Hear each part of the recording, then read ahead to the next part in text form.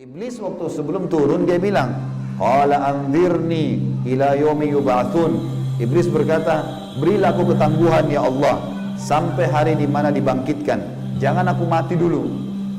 Tujuannya adalah kata Allah, qala innaka minal munzarin. Kau boleh aku panjangkan umurmu sampai hari kiamat. Qala fa bima aghwaytani la aqudanna lahum siratakal mustaqim. Kata Iblis, sebagaimana engkau telah menghukumku aku sesat, aku akan masuk neraka ya Allah. Aku benar-benar akan menghalang-halangi si Adam nih sama keturunannya dari jalan engkau yang lurus.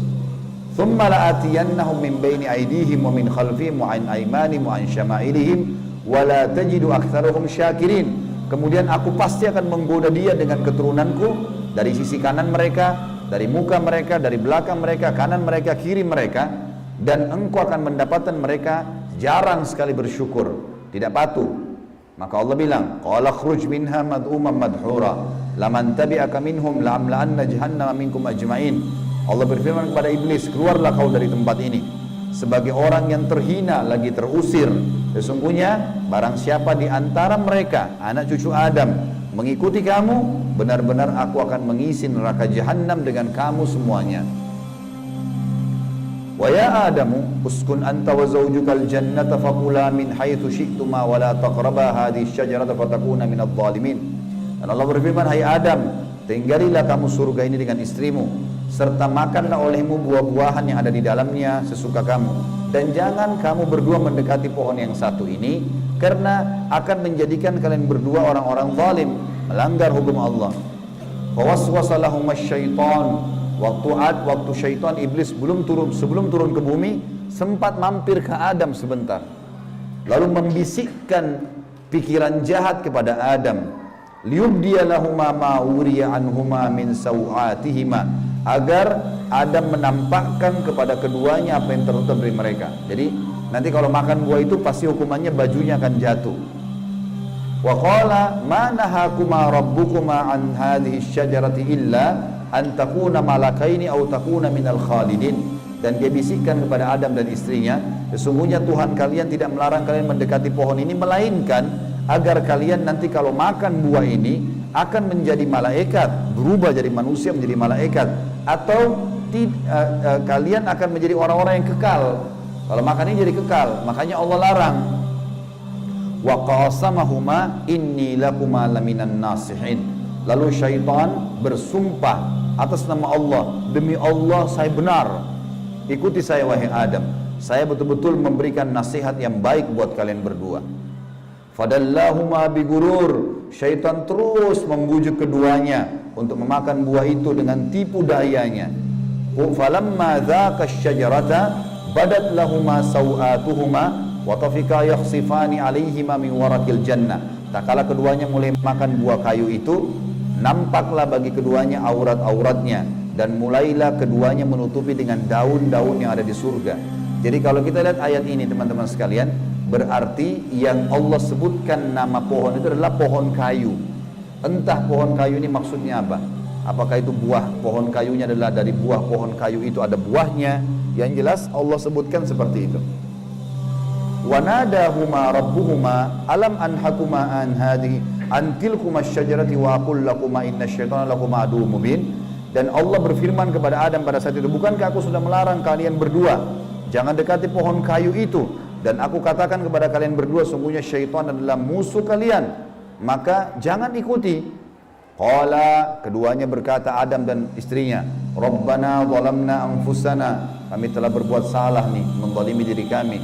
Wa illam taghfir lana wa tarhamna lanakunanna minal khasirin. Kalau engkau tidak maafkan kami, kami termasuk orang-orang yang rugi. Qala bitu min ba'dukum li ba'din adu. Kata Allah, sekarang kalian semuanya turun ke bumi, termasuk dengan iblis. Iblis sudah disuruh turun sebelumnya, turun kau juga hai Adam.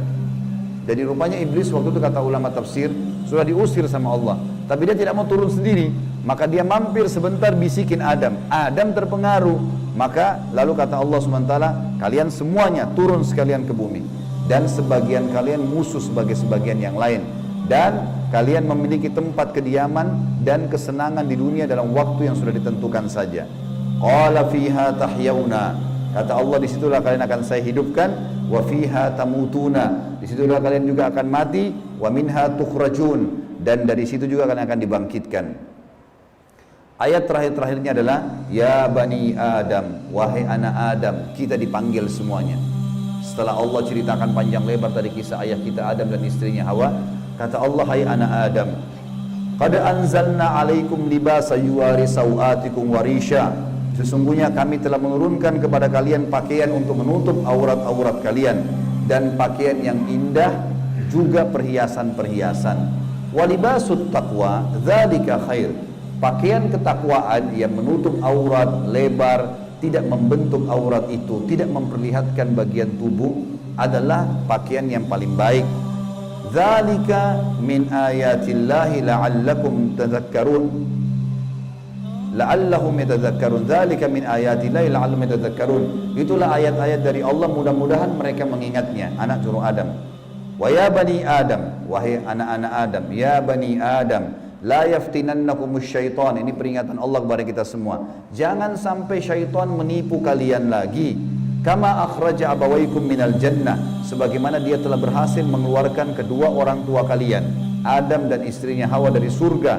Yanzi'u anhuma libasahuma liyuriyahuma sawatihima, yang akhirnya membuat baju keduanya terlepas. Kata ulama tafsir, godaan syaitan yang pertama, bagaimana orang terbiasa terbuka auratnya sehingga menggoda orang lain, sebagaimana digodanya ayah kita dan ibu kita dulu. Innahu yarakum huwa wa qabilu min haitsu la tarawnahum, sesungguhnya dia, iblis itu, sama pengikut-pengikutnya melihat kalian yang kalian tidak bisa lihat mereka. Kita nggak bisa lihat iblis, tidak bisa lihat syaitan, tapi mereka bisa lihat kita. Di sekitar kita mereka ada. Inna ja'alna syayatina awliya lilladzina la yu'minun, dan kami jadikan orang-orang atau syaitan-syaitan pemimpin dan teman-teman orang-orang yang tidak mau beriman. Jadi ayat-ayat yang panjang lebar tadi teman-teman sekalian, mohon maaf ini agak panjang tadi saya bacakan, karena memang di situ inti yang kita ingin jelaskan. Kalau ayat kita manusia pertama pernah lihat malaikat, pernah lihat iblis, tahu iblis itu musuh, tapi pernah melakukan pelanggaran. Dan Adam alaihissalam pada saat itu taubat kepada Allah, dan Allah sudah bongkar siapa tuh syaitan, disuruh jadikan sebagai musuh. Tahu musuh teman-teman? Kalau saya lagi pegang pedang, syaitan lagi pegang pedang, musuh saya lagi pegang pedang di medan perang, saya harus berhati-hati menangkis serangan atau menyerang. Kalau saya diam, diserang tidak nangkis, saya akan dibunuh. Syaitan akan selalu berusaha, targetnya adalah menyesatkan, membunuh manusia. Kalau kita lepas misalnya daerah-daerah terbuka sedikit, dibelah sama dia nggak akan coret, dia akan tusuk, berusaha supaya kita mati. Orang dibuat-buat dosa, begitu buat dosa, dibuat putus asa supaya bunuh diri lah dia, sampai mati. Bagaimana syaitan bisa membunuh anak Adam ini? Memang sudah itu targetnya iblis. Dan iblis ini teman-teman sama dengan Adam. Sekarang kita ini semua anak cucunya Adam. Iblis punya anak cucu sebanyak ini. Kerjanya disesatkan oleh iblis supaya menyesatkan anak Adam. Selalu mereka lakukan itu teman-teman sekalian. Maka Allah mengingatkan kepada kita dengan hati-hati sekali. Ingat, jangan jadikan syaitan itu sebagai teman-teman kalian. Dan perlu teman-teman tahu, jin ini lebih banyak jumlahnya dari manusia ya. Lebih banyak. Iblis tadi yang kita sedang bahas, salah satu dari golongan jin. Jadi ada jin-jin yang lain. Allah ceritakan dalam surah jin khusus. Surah nomor 72 bicara masalah itu. 18 ayat pertama, itu Allah menceritakan tentang masalah adanya jin-jin beriman. Jadi di alam jin ada jihad, ada dakwah. Tetapi kepada syaitan, dan syaitan ini golongan fasik dan golongan kafir dari jin. Ada jin mukmin, ada jin fasik, ada jin kafir, sama manusia. Ada manusia beriman, ini yang beriman manusia, dan jin yang beriman tidak akan interaksi. Kalau golongan fasik dari manusia dan golongan kafir, fasik maksudnya muslim tapi masih banyak dosanya. Di alam jin juga ada jin fasik, muslim tapi banyak dosanya, dan ada kafir. Di alam jin, fasik sama kafir ini namanya syaitan. Jadi semua syaitan pasti jin, tidak semua jin itu syaitan. Bisa ditangkap ini ya?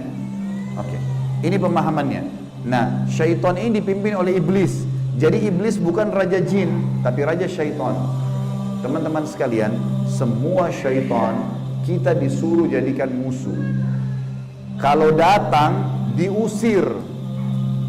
Kalau kita ganggu syaitan, atau syaitan ganggu kita, kalau kita diganggu oleh syaitan, maaf, bahasanya gini, kalau kita diganggu oleh syaitan, tadi saya keliru ucapin ya. Kalau kita diganggu oleh syaitan, kita harus usir. A'udzu billahi minasyaitonir rajim. Mulai ada malas ibadah, mau buat dosa, mau buat zina, a'udzu billahi minasyaitonir. Syaitan lagi datang nih godain. Saya berlindung kepada Allah dari syaitan yang rajim. Rajim itu dirajam, teman-teman. Jadi kalau bahasa Indonesia terjemahan terkutuk itu sebenarnya kurang tepat itu. Tepatnya rajim itu adalah dirajam. Rajam itu malaikat ambil panah api dipanahin dia. Jadi kalau kita diganggu oleh syaitan, kita bilang a'udzubillahi minasyaitonirrajim, itu Allah datangkan malaikat bunuh syaitan itu yang sedang goda kita. Dirajam dia, dilempar dengan panah-panah api. Seperti Allah bilang dalam surah Al-Mulk, wa ja'alnaha rujuman lisyayatin. Dan kami jadikan bintang-bintang itu sebagai panah-panah untuk mematikan syaitan-syaitan. Jadi nggak boleh berteman, nggak boleh menikah, nggak boleh interaksi, nggak boleh apa-apa. Mereka punya dimensi waktu yang berbeda.